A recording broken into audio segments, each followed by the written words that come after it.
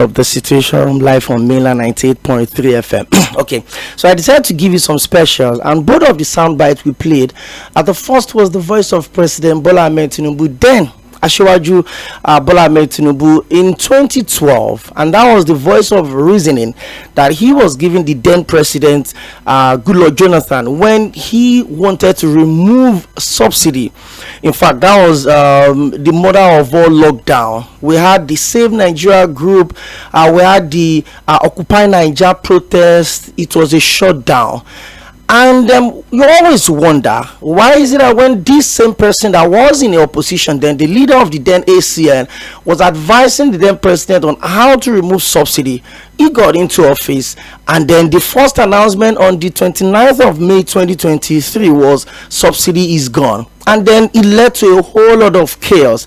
The next insert you heard, the one you just finished listening to, was the 1st of January 2024 New Year address by the president, now the president Bola Ahmed Tinubu. And I decided to play you those back to back for two reasons. First, so that you would understand how democracy works, especially how the opposition can help to deepen democracy. I will tell you for a fact that at the national level in this country, we've not had a united opposition party, or however way you want to put it, interest group that would help to put the presidency on check. I mean, you look at all of the chaos going on with the People's Democratic Party right now. You also look at the Labour Party, leadership tussle, governors, allowing their states to go to other parties at the local government level. Reps members are, elected on the platform of the Labour Party, defecting and going to the APC. So you look at all of these issues and you ask yourself, what should the opposition do to help our democracy to get deepened? It's not just about going on social media, making banters and making posts. So I decided to play you that sound, but you heard the voice of the now is the president, but he was in the opposition. I think on Friday we're having that conversation in the studio, and we're saying, the days of Lai Mohammed, I mean, there's always something to listen to, even if sometimes you want to twist the narrative, but there's always that voice that constantly reminds Nigerians that the PDP was never the best option back then. And then you ask yourself again, what is the PDP doing to provide credible alternatives to the people? When was the last time you heard the National Public Secretary of the People's Democratic Party, Honorable Debo Ologun-Agba? When was the last time you heard anything about him? It's always been one issue or the other. I decided to play you that. Then I decided to play you the promises the president made on the 1st of January 2024. It's over a year now, and you ask yourself, how much of those promises had been kept? How much of those things that the president promised to do have actually been done? And by the way, we're running on a rolling budget that will take us into 2025 June. That was 2024 budget. So the question comes up, where does accountability stays in all of this? Well, I just decided to refresh your mind. All through last week, we had conversation around putting ourselves in the right frame of mind, getting into the new year. We had conversation about how we can constantly hold our political office holders accountable. We had conversations around, how we ourselves can play our roles as patriots. It's not just about, I'm a patriotic Nigerian. It's not just about, when you hear the national anthem, you stand up and you put your hand on your chest. Patriotism goes beyond all of that. What do you do in your own little space to make sure that the narrative about the country is better, to make sure that people in diaspora look at the country with a different context, beyond all of the black and negative publicity that the country is currently facing? Over the festive period, I was saying that it's a lot of positive energy for the country. A lot of people came into this country. I saw a stats, and then I saw the breakdown of how much people spent in this December, how much people were received at the airport from Italy, from South Africa, from UK, from Canada, from the US. A lot of people came into the country because they want, whether it is a dirty December thing or it's a relaxing thing, but the most important thing is that people people outside felt like, hey, let us just come in here, let's come relax, let's come spend some quality time with our families. Some of them have gone back, and some have decided that, you know what, let me come back home, let me come put in some investment in this country. I love the country, I'm patriotic about the country, I think the country would work, so let me put my money where my mouth is. So that's what we're going to be talking about on the show today. We're going to be looking at the economic realities and challenges of investment by Nigerians in diaspora. The president had traveled over and over and over again, and one of the things he's always going to do is to sell Nigeria to the outside world, to woo investors into the country. You know what? He's always stole them. Come, we'll give you level playing ground. Come, we give you business friendly environment. Come, we give you business friendly policies. And that's exactly what the president had always done on every of his international travels. Well, he just made another one yesterday to the United Arab Emirates. But the question is this: when these investors come into the country, what do they get to meet? Do we have enough security that can assure them of how safe their investment would be? Do we have government policies that can build some level of consistency to safeguard their investment? Do we have growth metrics that can make them say, you know what, in the last 1 year, I've invested so amount of money in my business in Nigeria, and this is what I've gotten in return? Guess what? The president had also always been of the fact that the remittance, the diaspora remittance in this country is not something you can push over. Go and check it. From 1999 till now, it had always been on the upward review. People outside pumping monies into this country, to the point that people are even advocating that if they can be sending their monies here, why can't they vote? So it has brought up the conversation of diaspora voting. That is how much importance we place on Nigerians in diaspora, especially those ones that comes home to put their money where their mouth is. I'm going to tell you for a fact, we may not be where we want to be as a nation, but the government, you sit back and you're like, well, I've done a lot of taxes, I've thrived in a land that I've called home, but let me come back to Nigeria, let me come put my money where my mouth is. In the studio, Omolokun, I hope I pronounced that well, and she joins me live in the diaspora via the federal constituency. So Nigerians have been abused somewhere. I've always wondered all of these things and more. Good afternoon. She's making her debut, maybe on radio, I don't know, but definitely on Mainland 98.3 FM for the first time. It's my pleasure, my street sense, to pronounce and put those names together. But it's an amazing time in Nigeria right now. Yes, we have our ups and downs, our challenges left, right, plus down the line. Why did you choose to come back home? I think that's the question, John. But you choose to come back home. I mean, did you just wake up one day, you feel like, oh, Mulali? Like, how did you arrive at that point? To be honest, anybody that knows me knows that I have a heart for Nigeria. I left the country almost 25 years ago, 24, almost 25. Back to Nigeria about 14 years ago, after I'd left, almost 10 years there, then came back. I never really fancied Nigeria until like a few years ago. I kind of started looking at Nigeria with a different set of lenses, with a, like, one of the things that first of all piqued my interest was whenever I come into Nigeria, as on the plane from the US or from, wherever I connect to in Europe, I see a lot of foreigners on the plane. Like coming into Lagos, and I'm like, what are they coming to do? You know what I mean? As in, what are they going to do in Nigeria? Then I started thinking, kind of decided to, put off the Nigeria is bad, mindset, and started to think differently. Like they always say, it's a paradigm shift in your brain. So I kind of started having that paradigm shift, and to be honest, it was also divine, that kind of shifted my thinking, and I started looking at opportunities. I started seeing things differently. I started seeing, so to speak, as a foreigner. You know what I mean? I mean, even though I was born and raised here, I lived here till I was, barely 22.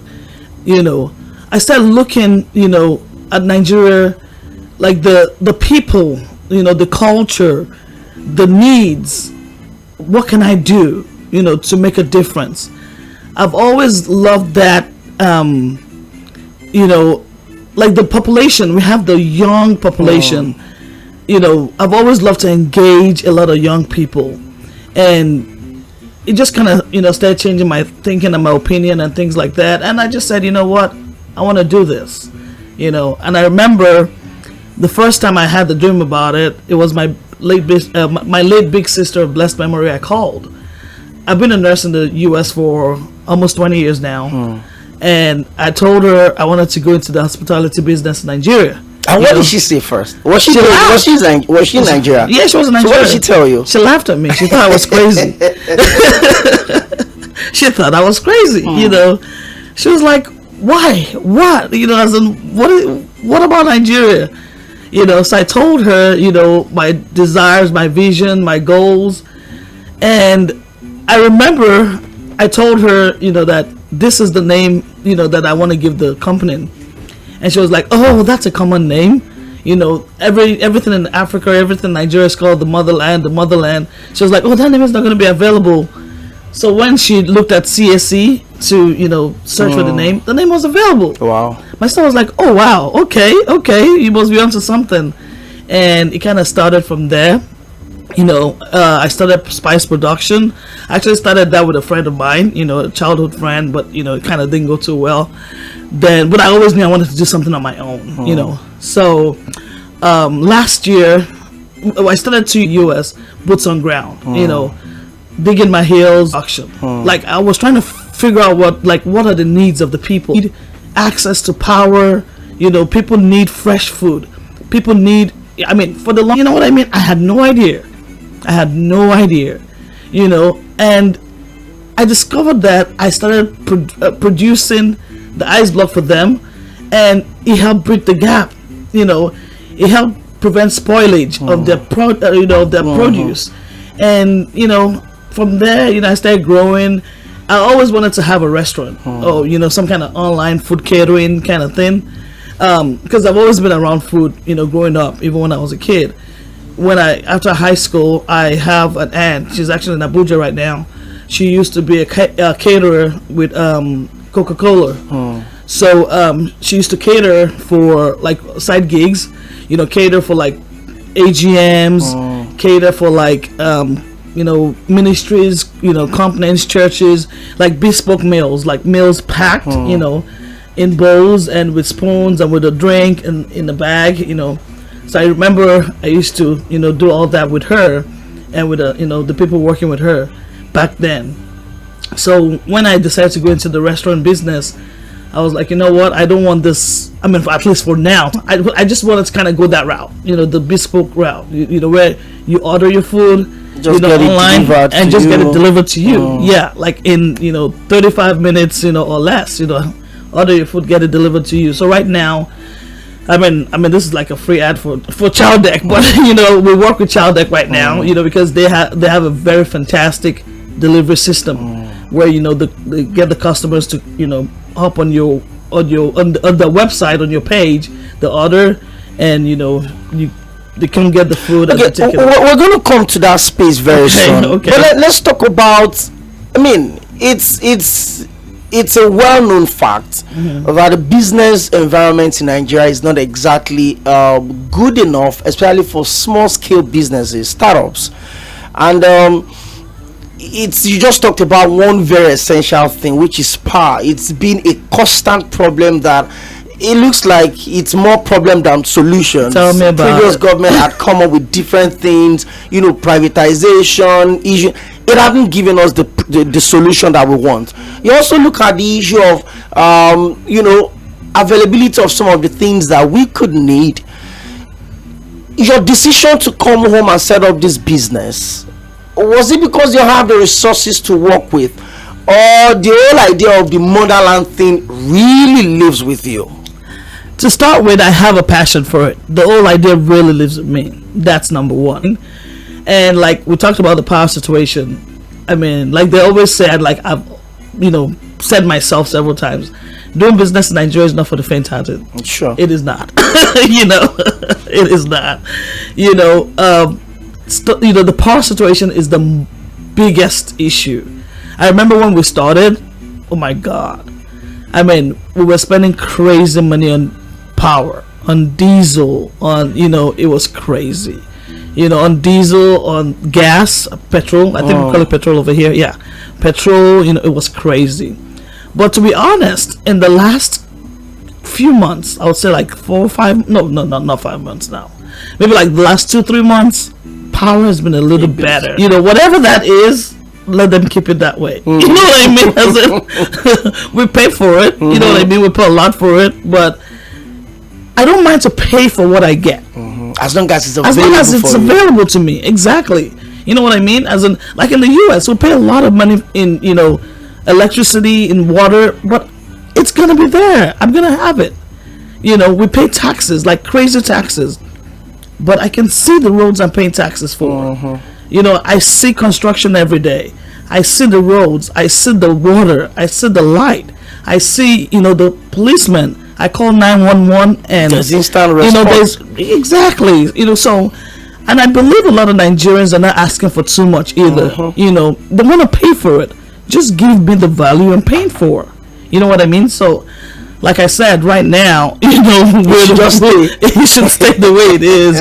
They can do better. But they shouldn't go back. So.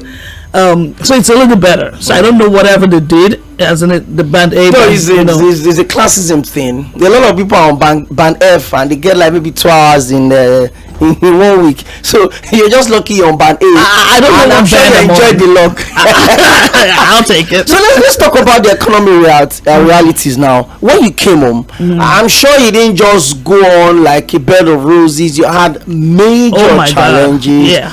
Sometimes they say it's difficult to deal with Nigerians, some level of trust, distrust. Can you take us through that space? Tell me about it. I can imagine. A lot of people think, like when I told people I wanted to do this Nigeria, of course people thought I was crazy, like I said.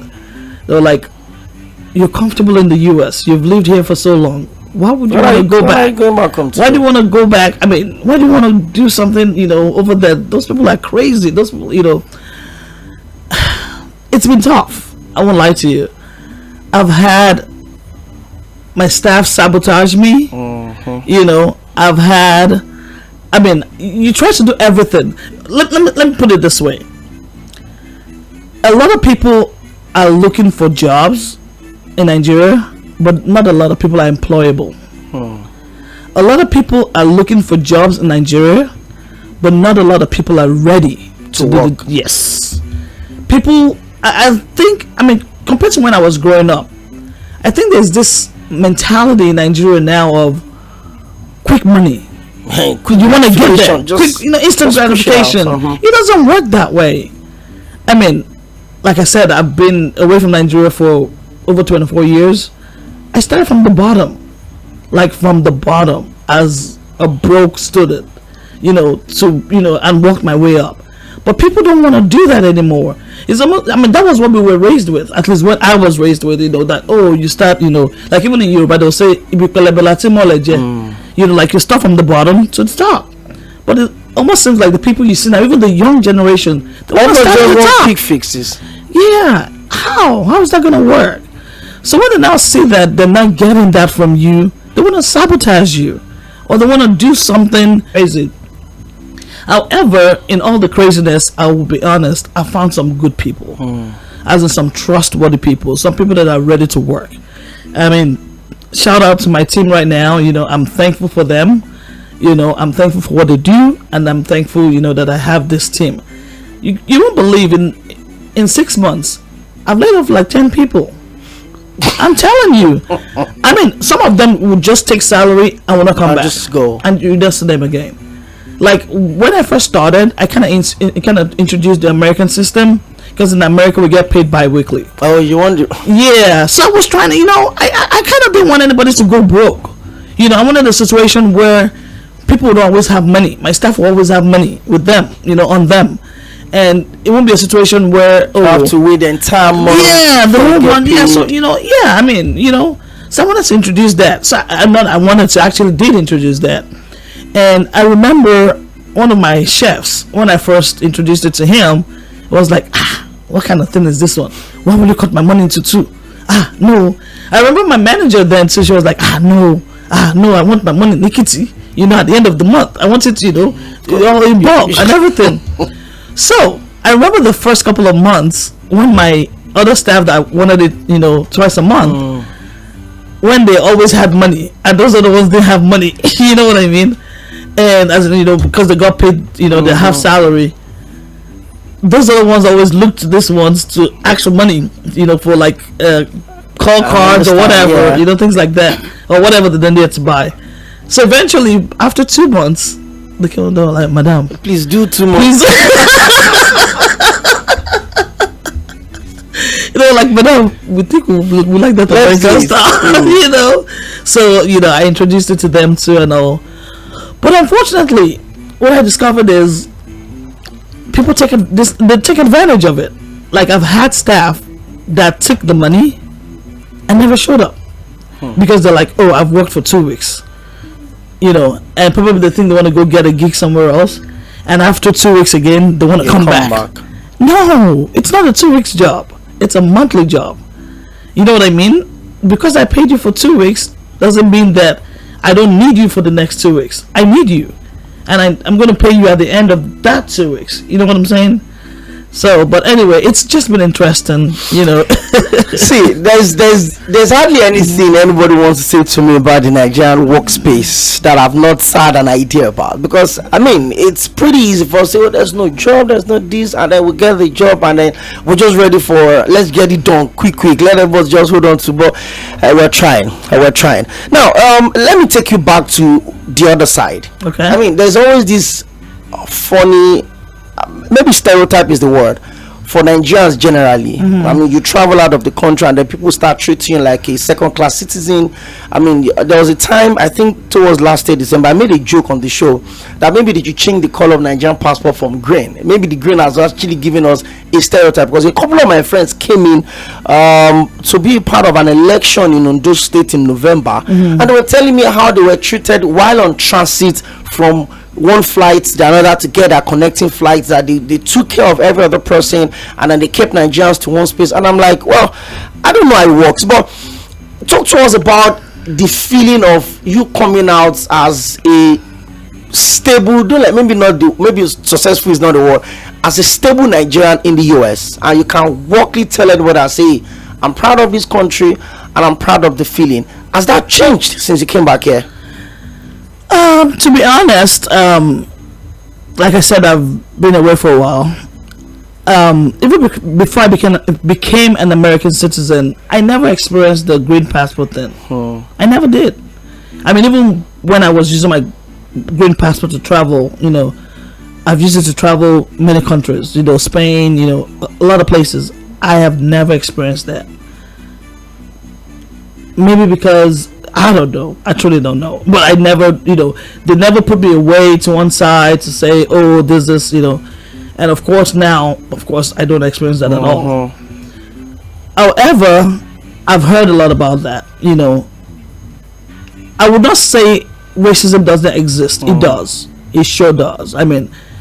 Like, I went to University of Kentucky. In most of my classes, I was the only black person.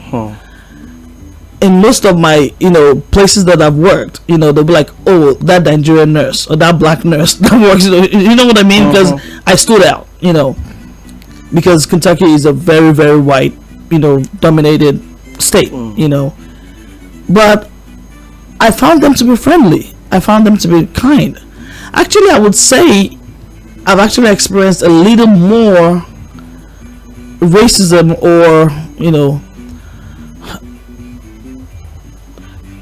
I don't even know what to call it. More even instead of Texas, that it's where there are more black people. Yes, exactly. Where there are actually more black people. You know what I mean? As in, it was more pointed out to me there. You know what I mean? That, "Oh, you're black." In Kentucky, I never really experienced that.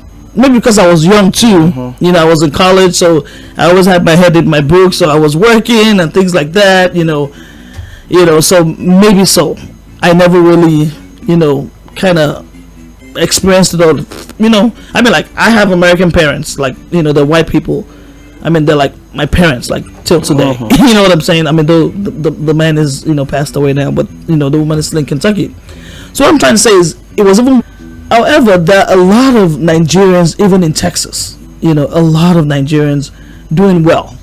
A lot of Nigerians thriving in different fields, in medicine, even in business, in IT. A lot of Nigerians. Of course, you have people that want to cut corners too, and people that want to, get rich quick scheme, like the Nigerian mentality. But the system quickly cuts you, into place. It's one of the biggest things I always say is the system works in the US, but the system doesn't work here. If we made the system work over here, I think things will be better. In the sense that, just the system generally. You know what I mean? Can't take that away from us here. I mean, over the last few years, I think there's been a lot of, deliveries, meal services like this coming up every single time. Sometimes there are complaints, the quality of the food, the different things, the size and all of that.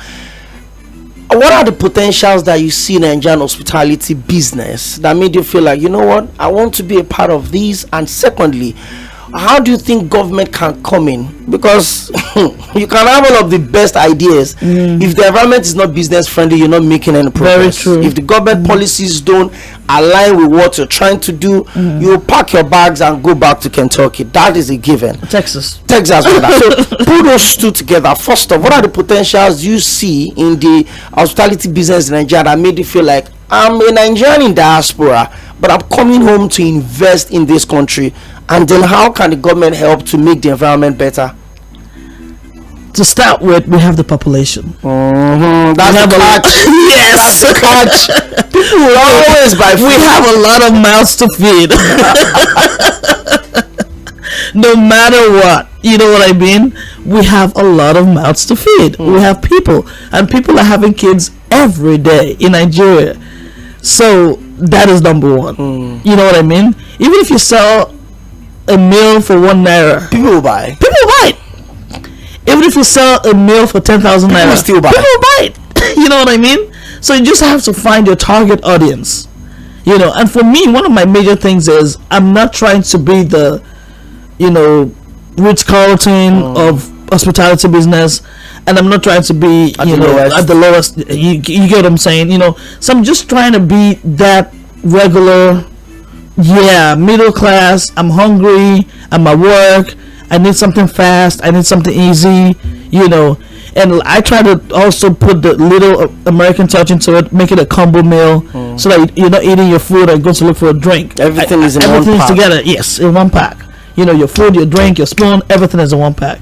So just eat your food and dispose of the bowl, or if you want to take the bowl home, take it home. We always take it to we pay for the cooking package. Exactly. So I see a lot of potentials. Like I said, the population. I see a lot of untapped resources. Like for example, we talked about the food delivery systems. We have only a few of them. We have the Child Deck, we have the Global.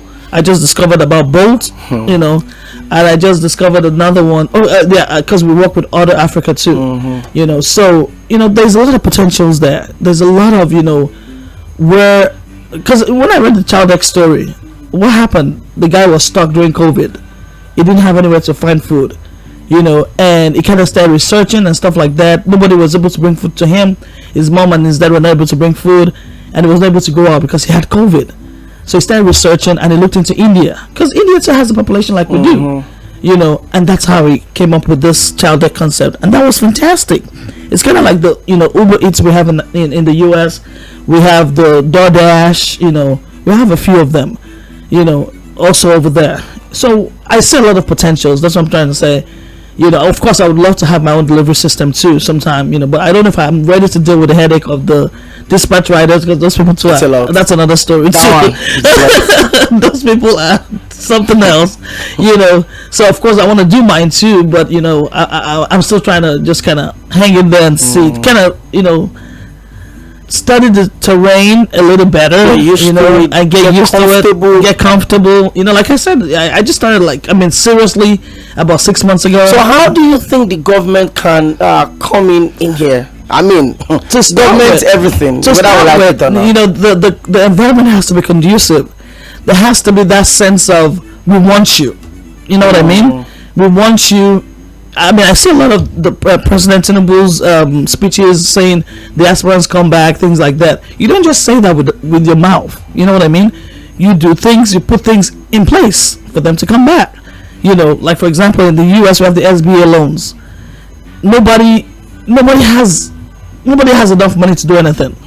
And especially if you want to do business, trust me, you can start with something and another idea will come to your mind. Another idea will come. And you need more. You need more money. Like for example, now during the December period, there was huge water situation on the island, and I discovered that my blocks were not being sold as much. So I now started asking my staff. I mean, I was in Texas, I was in Dallas, you know, asking them, you know, what's going on? Then I said, oh, there's no pure water on the island, oh, there's no bottled water, oh, there's you know, things like that. Of course, it made my sales go down, you know. So I said, okay, you know what? I have a big van. How about I do this? Go to the mainland, load up. Yeah, load up and take it to the island.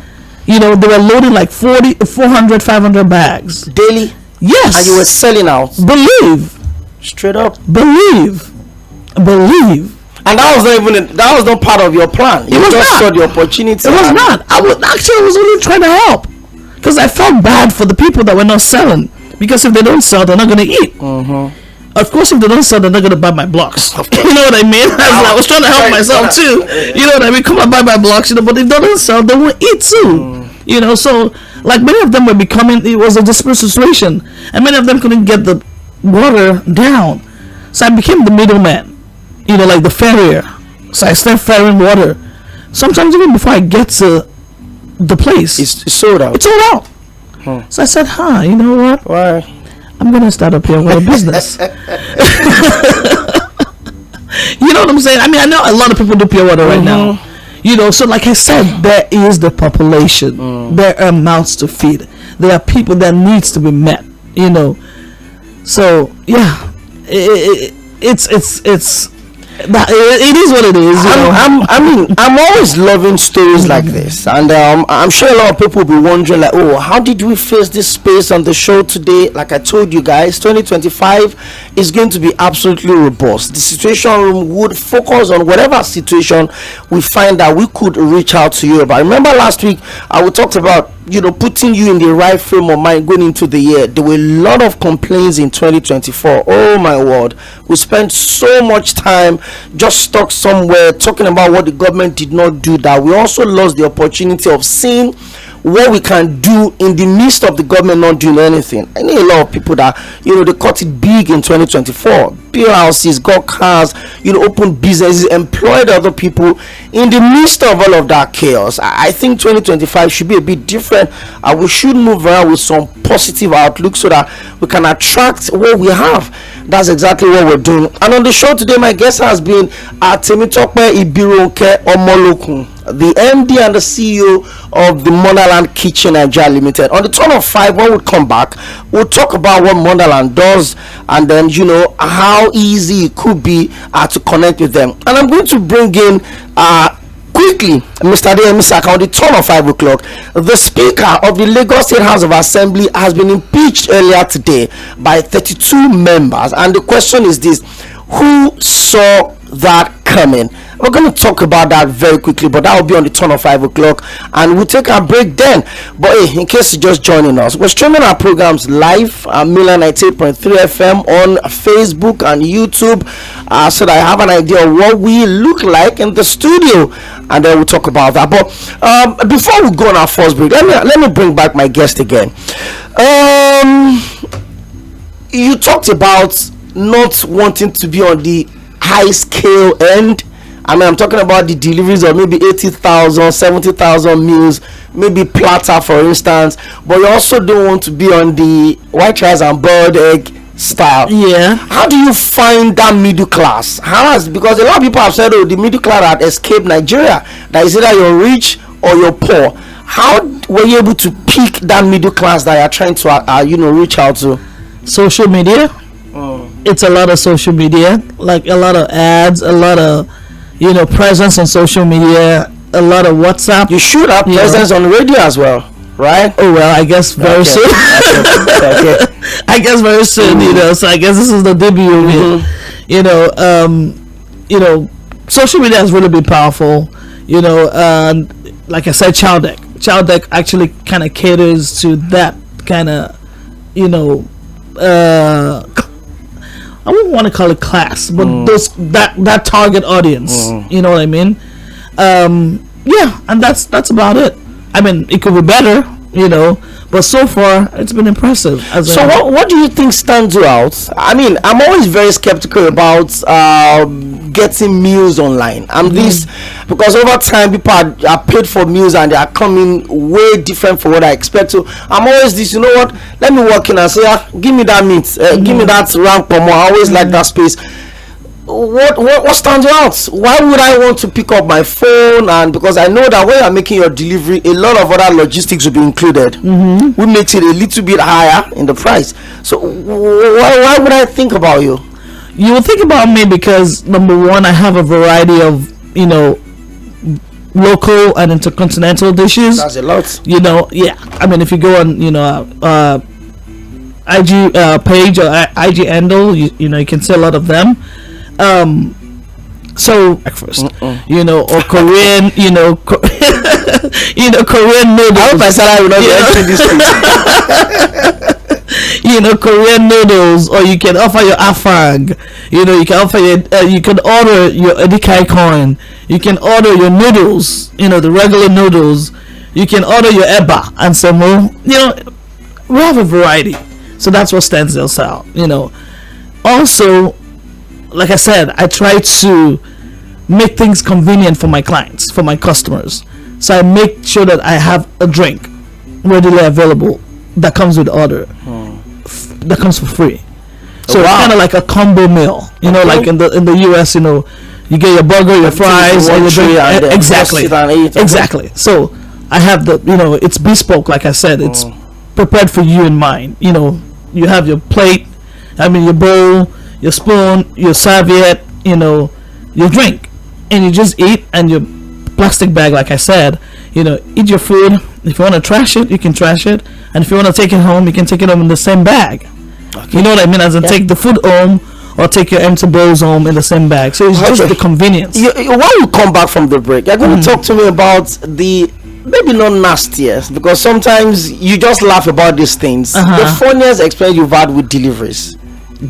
I'm talking about dispatch riders now, because it can be funny. You are hungry and I'm starving, and then I order for food, and then 3 hours after you are still calling rider, Oga, where you dey? I'm already in front of your office, but they've not left where they should be. We'll take a very quick break on Mila 98.3. I've been seeing your calls, a lot of them. I'll pick them on the turn of 5 o'clock. I'm also streaming on facebook.com/Mila 98.3 FM. Let's quickly pay some bills. When we come back, we'll talk some local politics, and that's going to be Lagos. There's a new sheriff in town, and then we have a Madam Speaker for the Lagos State House of Assembly. We'll be right back.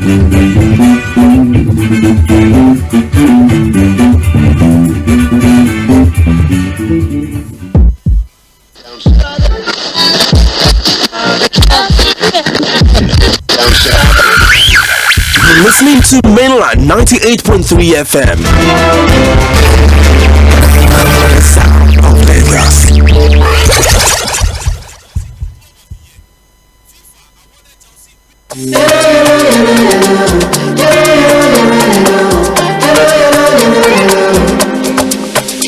As the years they go, we do work for dough. Some days it's fast, some days it's slow. Many highs and lows, but we carry go. Nothing will stop our doing so. Not the night, just spirit, yes we move. With family, there's love at home. We know say Christmas, it don't come home. No the trumpet, the parampe. Hello, go. Everywhere you go. Everybody go lo. We go enjoy. So make we celebrate. We say yellow Christmas, so we celebrate. When you hear the bedroom, everybody celebrate. We say yellow Christmas, so we celebrate. We do it anyway, any place. Disconnect from distractions. Go make a difference this season. Merry Christmas from MTN.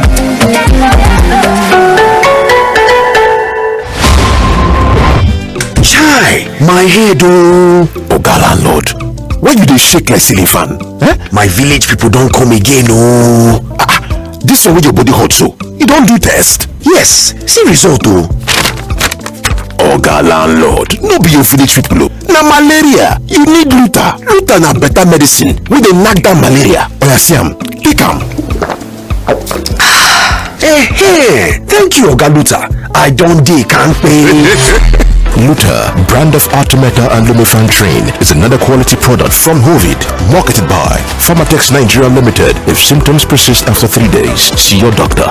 Everybody say thanks, Luta. Malaria's in big trouble. Hey there! Yes, you! You just won 5,000 Naira cash! And you, sitting by the side, there's 1 month Showmax subscription to watch the Premier League waiting for you! You behind! Of course! You're not left out! How does 1,000 Naira airtime and 2,000 Naira Uber discount sound? All this could come true when you buy the No Unwrap and Win pack, open it, look for a cube with a 6-digit code on its wrapper, text the code to 8011 and follow the prompts to stand a chance to win any of these instant prizes. Promo valid from July till December. Terms and conditions apply. Get extra value on the No Unwrap and Win pack. No, eat for good.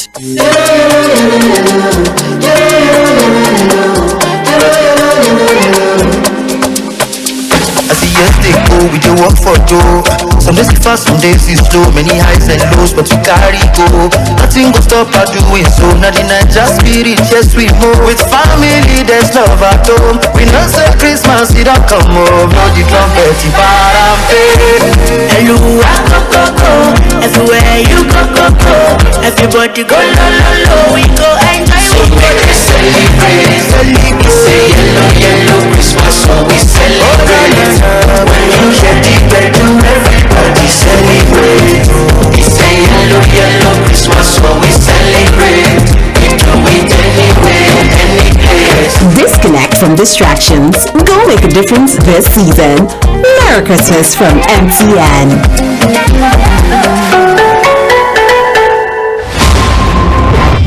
Chai, my head oh. Oga landlord, why you dey shake like ceiling fan? My village people don't come again oh.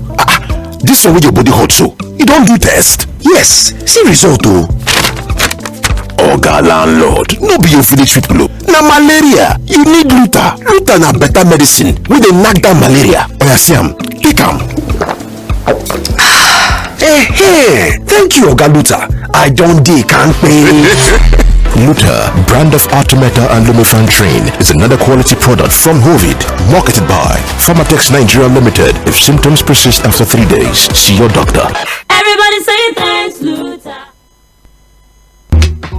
Mainland 98.3 FM. Don't touch the dial. 98.3 FM. Don't touch the dial. Things seem anxious and uncertain. I understand the hardship you face. I wish there were other ways, but there is not. If there were, In our quest to bring to the table issue-based conversation around nationhood and development, we have made 4 to 5:30 p.m. Monday to Friday the perfect time to welcome you into the Situation Room as we continue to build the narrative about public service and accountability. Mr. President, this Senate needs to know. Mr. President, this Senate needs to lend its voice to the plight of these people.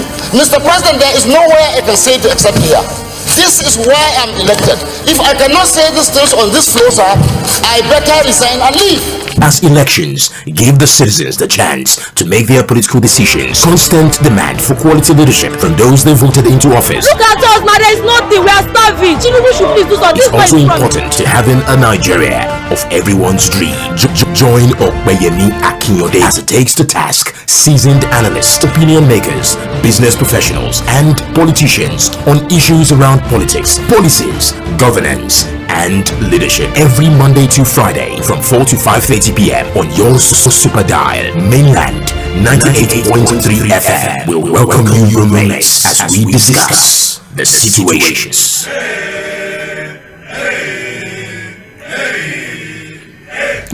thank you very much and welcome back. Well, the sunset news comes up by 5:30 and then by 6 o'clock I'll come back again with my entire sports crew to give you Sports Crew 6 to 7 p.m. your number one talk show, sports show on radio in the city of Lagos. A lot happened over the weekend. Well, I will talk about all of that, from Real Madrid losing the Spanish Super Cup to fiercest rival Barcelona, to 10-man Manchester United knocking off Arsenal at the Emirates Stadium in the FA Cup. So much talk about this weekend, and of course the Australian Open has started, the first Grand Slam for the year in the world of tennis. We'll talk about all of that on the show, but that will be by 6 o'clock. Let's get back into the show now. It is the Situation Room, and I've been speaking with my guests.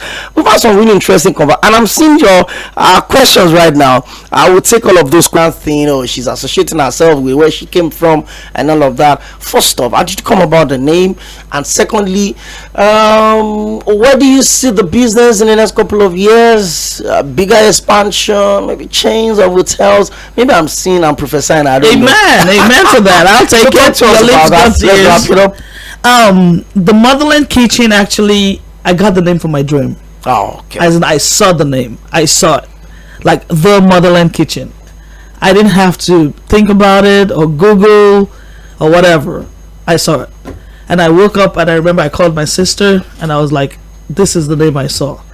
She was like, you must be kidding. That's a common name in Nigeria. I'll go check at CSC and see if that name is available. And boom, it was available. Yeah. So that's how I came about the name. Okay, let's talk about it. And I've always been somebody that loved Nigeria anyway. Like anybody that knows me. So it's pretty easy for us to just get into it. So talk to us. How do we reach you? Oh yeah, you can easily reach us on the IG on it's at the Motherland Kitchen NG. The Motherland Kitchen NG. You can also reach us at WhatsApp or direct calls on 0708 998 0053 or 0812 215 2635. Okay, so you can call us, WhatsApp us, and we'd always be there to answer your call. Well, for everyone listening, you get to hear this more often because if she's on social media, then she's going to have to partner with us on Mainland 98.3 FM. Trust me, this is the best place where you can get all your audience in one pack. Let me put it that way. I will come back to you. Mr. DM Misaka, let me say Happy New Year to you on the show. I can't remember the last time you've been in the station room. I don't know, maybe you don't find my program. Yes, and luckily for me, there's an alternation between you and a beautiful lady. So I'd rather prefer to be on a show because I don't like bone to bone things. Now man, they do man. That's, you can't take it away from me. Now man, they some voice has a way of calming me down. You have a case to answer. But hey, let's talk about it. It's nice to be happy New Year, and it's nice seeing you. You've been running away from me since last year. Even though there was a day you said bone, no, they do bone. So there was a time I invited you that I deliberately took my time, went into the kitchen, cooked for you, invited you, and you refused. I don't eat meals prepared by me. You could have just ordered from the Motherland. Exactly. I'll come. Hello, she be boy. Well, let's run this through. Members of the Lagos State House of Assembly today impeached Speaker Amudashiru Obasa, accusing him of multiple statutory and financial infraction. Mr. Obasa was subsequently replaced by his deputy last bat Miranda. Mrs. Miranda represents Apapa constituency 1, was also a former chief whip of the house. The report came days after a popular newspaper reported how Mr. Obasa oversaw the withdrawal of 43.5 billion for backup vehicles for lawmakers as well as other controversial activities. The paper further report that Mr. Obasa was in Atlanta when he was impeached. That's the diaspora impeachment. Mr. Misaka, it's a twist, and a lot of people are quickly adding political coloration to all of this. Maybe the governorship position in 2027, and maybe the statement that Mr. Obasa made when he was speaker, saying that nobody is more qualified than him to be governor of Lagos, whether as a former governor or future governor. I remember former governor includes the current president of the country. Did you see this impeachment coming? Well, it should have happened a long time ago for me, and for me this is a personal victory, But it denied it, There are usually the law of denial because Obasa directly or indirectly posed or was posing, potentially posed a threat to my neighborhood in K2. So him being out of office will not with enough power again. Like the imagine was going to make him, erect or construct a petrol station in a densely, residential area. So that's, for me, it's a personal one. I'm happy. Well, for whatever reason, it was impeached. For that sentiment, I'm happy. But now let's look at the politics. I think Obasa for me, he was being preemptive. President Bola Ahmed Tinubu wrongly, because that's how we use, because anybody that knows the constitution and no separation of power, what have you, that Supreme Court judgment was just judicial rascality. You cannot interpret the constitution such manner without a law, or you can't take a case to court and you give it such judicial pronouncement, and it's a contradiction to the constitution. The government, the state government, various state governors have control over local government administration in Nigeria, in line with Section 7 of the Constitution. True. If the president is willing to grant local government autonomy, he knows what to do. But Obasa, maybe imagine was going to be governor of Lagos State in 2027, came up with laws or with proposals and bills preempting his stay in office, and I'm wondering, for me, that's just that's the politics to it. Again, I tell people, if your mother and father of Lagos State decides that Seyi Tinubu will be the governor of Lagos State in 2027, or will probably get the ticket of APC, there's nothing can. Did you watch that interview with the Honorable Speaker for youths? I think on Saturday, where he was asked if he thinks Seyi Tinubu, his friend, should be governor, and he said, hey, is he too young to be governor? Is he qualified to be governor? So, and there's no law. Look at it from the lens of the law, or periscope, or under a microscope, or what have you. It's not wrong. But you see, Obasa, about a lot of allegations, counter allegations became overbearing in Lagos State, and I can say this, if you probably can take me up, Obasa is loose-mouthed. How can you tell when you were facing a probe? Some reporters came up with about you, and the next thing you're saying is Nino Lowo, in such a ratchet, uncultured manner as the speaker, so insensitive when people are just coming out of COVID. So he had his meal, they've been cooking a long time ago now. They just got done. They just decided the best time. And the motherland kitchen served it. Oh no, no, but for Lagos State, either for the perception or for governance and what have you, it's a good one. You saw how he ambushed the governor when it comes to the screening of his commissioners. You don't do that for whatever reason, and a lot of us told people that was just politics playing out. We saw how governance in Lagos State was slowed down because commissioners were not screened.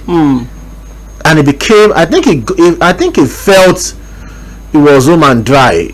He was going to be the governor of Lagos State. Well, it can still be, because at least there's no conviction against him. Or trust him to come back. And obviously there are people that could render services to him to clean up his image and everything. There are a lot of washermen around. I'm one. I know that's where you're going to. But I mean, for politics, for governance, for at least the guy had allegations upon him. Ekuforiji is one. I think since 1999 till date, and this is me being bold and audacious. The only speaker, the nobody has held the office of the Speaker of Lagos State, that has nothing like graft attached to his name, is Honorable Joko Belumi. After Joko Belumi, it's been one mess. Ekuforiji had, I think, 43 counts charges against him. How can he escape it? Trust Obasa to have like 93. I read somewhere that he constructed Gates House for like, it was 100 million or something. It was long Gatesy. He said that monies are meant to be spent. But really, he laid his bread with tongues. He should bleed in it. I'm not Jesus Christ. I didn't die for him. I'm not sympathetic to him, anything, and that's it. Okay, but let's see how it goes. But hey, let's look at it again. I'm sure tomorrow we'll have more time to break everything down into details. But where does not God, but his ambition going forward? A lot of people have said, oh, this has a lot to do with that statement where he said he's not least or he's not less qualified than anybody else that have governed Lagos or will govern Lagos. Is this the hands of Esau and the voice of Jacob somewhere? No, to a very large extent. Let's give it to Obasa, and I'll tell you why. his law degree is not in contention.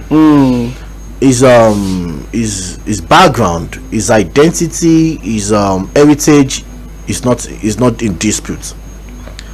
His values, to the best of our knowledge, he's not been accused of being a junkie.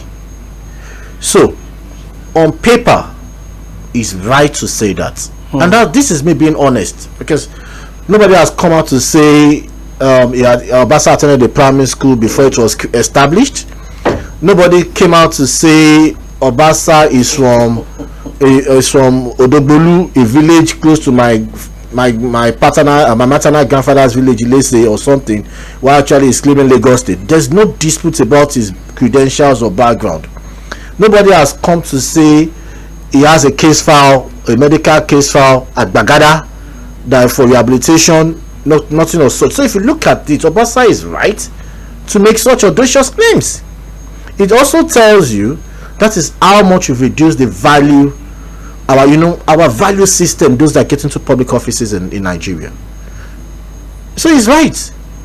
But if you now look at his conduct as a public office holder, he furthers advance that narrative that we just have a value system that anybody can come into it, and at least for crying out loud, we didn't see the certificate of our probably result of former President Muhammadu Buhari. And so Obasa, well, on that premise is right. So I don't know why anybody should be angry about Obasa telling the truth. And that's the truth. Well, some people felt it's an affront. I don't know how people... Who has occupied the office of Lagos State, the governor of Lagos State, that is God? And what has he said that... Okay, I've just put it out there. Tell me, Obasa's law degree is in contention. Obasa's heritage is in contention. Obasa's medical record of lifestyle is in contention. None. So, okay, now look at the governors after him. Or probably, no, sorry, the governors before him that is planning to succeed. What has been, what there's something one or two, maybe Ambode. But we saw Ambode's issue of Israel carried Ondo is Lagos. So what has Obasa said that is not true on paper? At least I'm not saying the real sense, but on paper.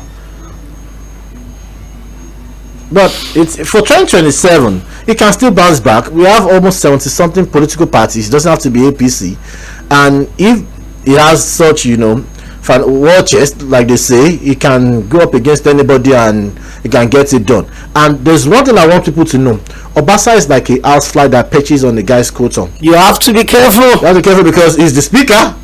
You guys, he was the speaker. He was the speaker at some point. We know how they run the affairs of Lagos State, like a secret society. So he should not become young pepper scatter.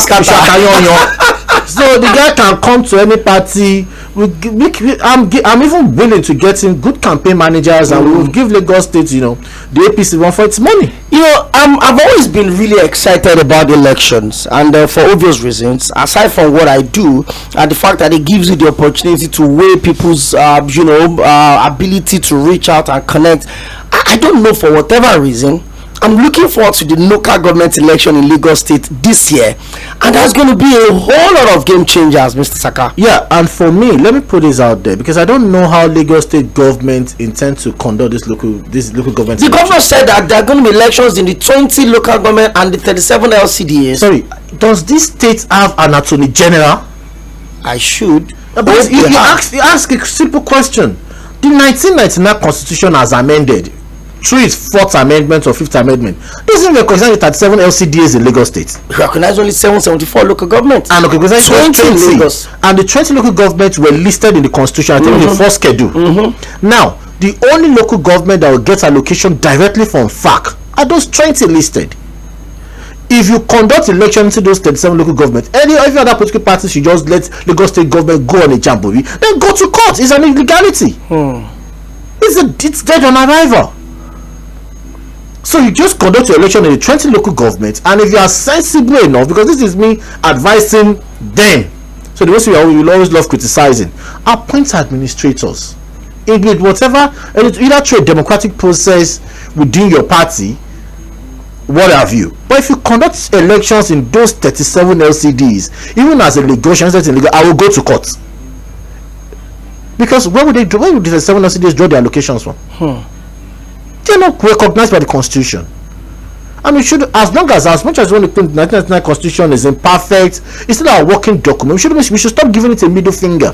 Let's quickly pick some calls so that people won't feel like we've ignored them. Ufoma, good to have you on the show today. Happy New Year. That's true. Happy New Year to you. Hi, family. We thank God. Hey, please, who is in the studio? I have 2 guests. Yes, the main one, not the female. Okay, that's Mr. D.M. Saka. Happy New Year, sir. Yeah, it's always nice to hear your voice. At least I'm not talking about the Cᴏ crisis today. Okay, let's leave that one aside. So, maybe later on. I just I should start in next year. I'm with you, Foma. Okay. Thank you very much, Ufoma. Let me also, check on Facebook. Darlington Obo says, "Good evening, Oga. For Lagos Speaker, this is the start of the struggle for power in 2027, as the Speaker is getting powers and making statement of being the most qualified candidate. Now they've decided to silence him a bit. That's the game. Your guest has said it all. The major challenge we have now in Nigeria is the system that does not work the way it works out there. Okay. John Bernardo says, from the soundbite that you've played, it showed hypocrisy on the part of Mr. President. Okay. This one says, my name is Ayola. Your guest has spoken well, but on the issue of how these things work in Nigeria, new deliveries can be done better. I hope. Oh, okay. You didn't complete your message. Atonaka Yusuf says, this your guest does not understand the dynamics of local government council and the LCDs. The constitution recognized local government council still stands, while the LCDs are under the local government council autonomy to the federal government, nothing else. Okay. Mr. Kayode. Good evening, my friend. Happy New Year, Mr. Lapo. You've not done my show this year. When did you come back? Yes, that's my first one. I know you travel now. Mama, I do Lagos now. You're welcome. Thank you very much. What I think about the boisterous, hardline, controlling, dictatorial Speaker of the Lagos State. That's a lot. That's a whole lot, Mr. Lakunle. That man enough credentials to be governor of Lagos. Isn't that enough credentials to be the governor of Lagos? It does have. Anybody can be the governor of Lagos State, but the truth about power at times is that it is more of interest than anything. And when you walk and tiptoe around certain powers and you continue to press them too hard, they will show you why they are stronger than you. And that's basically what we have seen. It's not as if Obasa had not worked or done enough. He had a lot of things hanging over him. But he must always remember that those who in the spirit help break their pancanias, they must understand that life goes beyond what they think.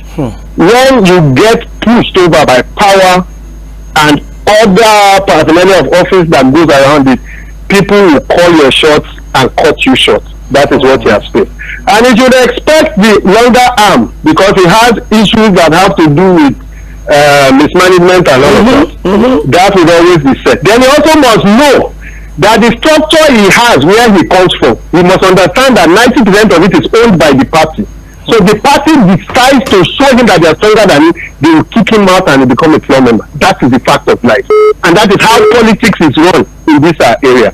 So he must know that. But for now and all of that, he's been kicked out. Whatever they need to do to move Lagos State will be done. And we look at ourselves towards 2027. But he knows that his powers and his reach today are all limited. Thank you very much, and God bless us. Thank you very much.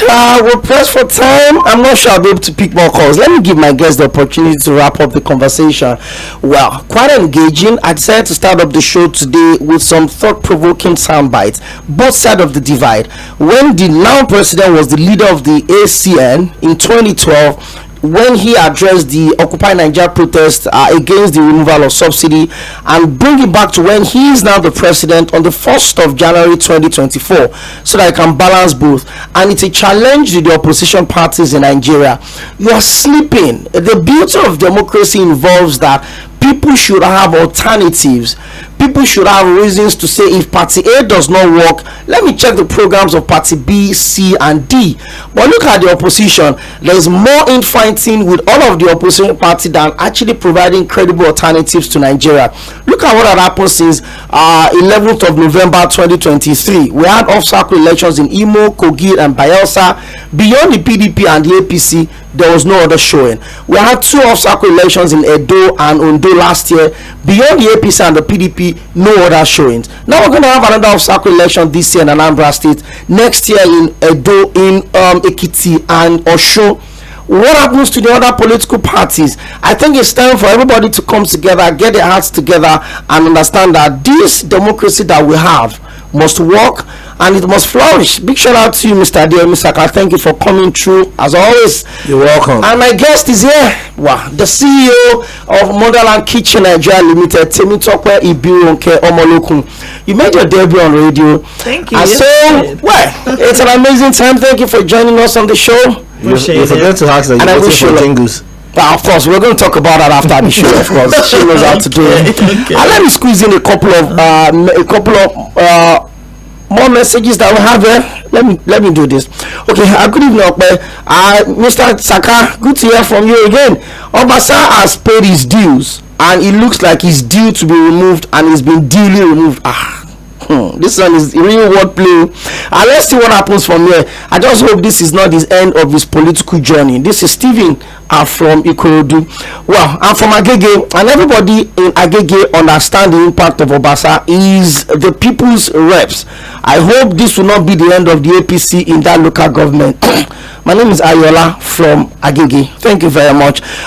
This is about the size of the package. The news comes out by 5:30, and I will come back for Sports Cruise live from Mila 98.3 FM. Good evening, Mr. Adeomi. Please, to the Motherland Kitchen. Please, ma, if we need your kitchen to cook for us as a chef in a party, will you be able to show up? Yes, we will. Okay, we can actually get that going. Thank you very much. My name is Okpayemi Akera. I'll be back by 6, but stick around for the news by 5:30.